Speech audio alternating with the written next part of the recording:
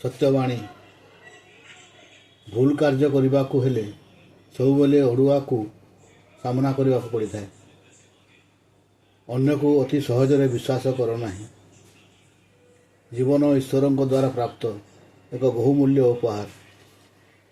ଗୋଟିଏ ଛୋଟ ବ୍ୟକ୍ତି ବି ମହାନ ବ୍ୟକ୍ତିର ସମାସ୍କନ୍ଦ ହୋଇପାରିବ। ବିଶ୍ୱର ଦୁଇଟି ସାଧାରଣ ଉପାଦାନ ହେଉଛି ଉଦ୍ଯାନ ଓ ନିର୍ବୋଧତା। ମହାନ ଜିନିଷ ସବୁବେଳେ ସରଳ ଓ ଶାଳୀନ ହୋଇଥାଏ।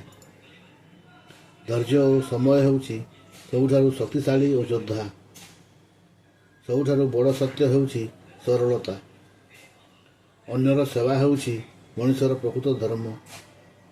ସୁଖର ପ୍ରଥମ ଅବସ୍ଥା ହେଉଛି ମଣିଷ ଓ ପ୍ରକୃତି ମଧ୍ୟରେ ଥିବା ନିବିଡ଼ ସମ୍ପର୍କ।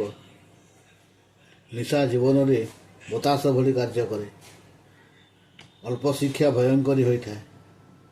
ଯେଉଁ ସ୍ଥାନକୁ ଦେବଦୂତମାନେ ଯିବାକୁ ଭୟ କରନ୍ତି, ସେହିଠାରେ ନିର୍ବୋଧମାନଙ୍କ ଗହଳି ଲାଗି ରହିଥାଏ।